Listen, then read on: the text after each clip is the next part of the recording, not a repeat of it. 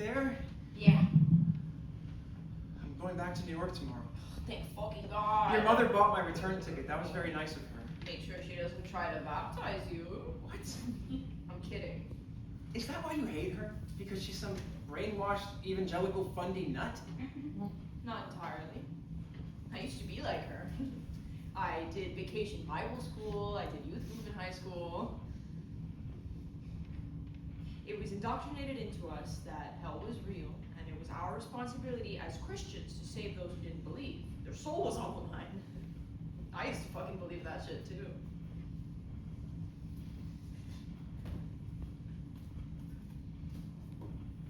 When I was in middle school, a friend of mine killed herself. Her name was Rachel, and we had science class together, and I'd sit next to her in science class every day, and we were always lab partners. She was cyberbullied by the popular girls, and they outed her as a lesbian to the entire student body, and yeah, she killed herself.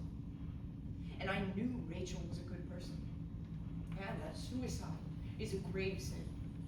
So when I went to my mom, and I cried because I was scared that Rachel was burning in hell, all my mother could say to me was, "I'm sorry." Jeez. Well, what changed? How'd you become Cool. I went to college. I learned things, I fucked people, I read books, I was indoctrinated into the militant leftist agenda in higher education, and all that shit. And I started to unpack my religious trauma, and I started to write. I started writing plays for my acting school friends, and I would just fucking trauma dump into them. I wrote scathing satires on American Christianity. And I wrote this play. I was actually a finalist for the O'Neill a couple of years back. Oh my God, congrats! Oh, thanks, but doesn't really matter now. Oh yeah, right. But I wrote this play, and it was about the Virgin Mary getting an abortion. It was called Mother of God. That sounds sick. I need to read that. It's on my laptop, you know the password.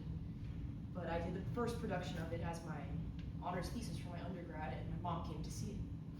Oh no. I have to give you even more context. Okay. So, before I was born, my mom, before she was born again, hooked up with a dude and never saw him again. She got knocked up, went to go get an abortion, and got scared off by anti-choice protesters who convinced her to keep her baby.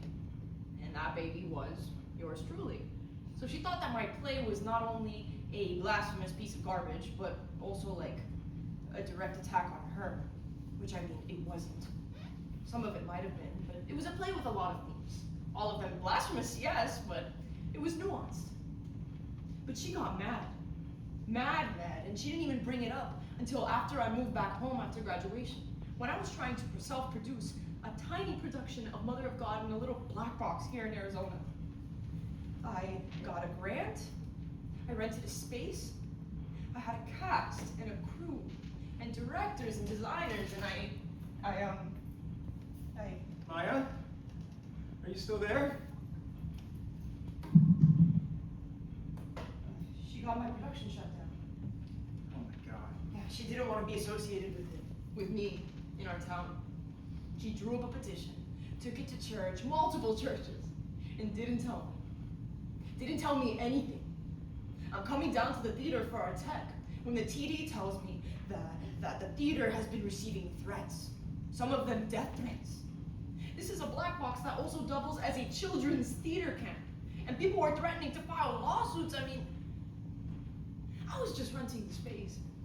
It wasn't the theater's fault, and like, safety comes first. So I pulled the production, and I found out my mom was behind all of it. And that's when you left. I packed everything I could into a suitcase and I left. I couldn't live in a house with someone who wanted to destroy my art. I couch surfed for a while.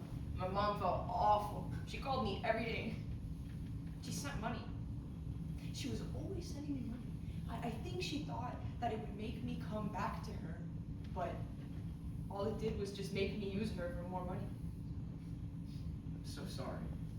You know, she never properly apologized. She said she did it for my own good. How can I make things right? You can.